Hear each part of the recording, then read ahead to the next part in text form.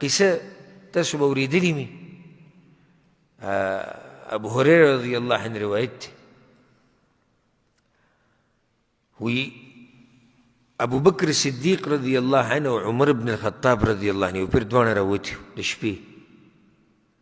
یو ځای کې ناستو نو اذ جاءهم النبي صلی الله علیه وسلم پیغمبر صلی الله علیه وسلم راغی ما اجلسکما ها هنا تاسو څه کوئ دواړه دلته ناستې د شپې یو روایت کې راځي ما اخرجکما څه شی راویستي دا ټیم څه کوئ تاسو هغه وتوی والذي بعثک بالحق ای د الله پیغمبره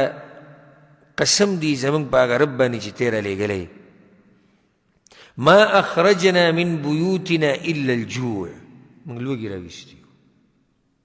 وږي شوي و کور کې څه نه و د خوراک نو موږ چې بهر ته به وځو چې یو ملګري خواله به ورشو چې ته به ورشو څه به وخورو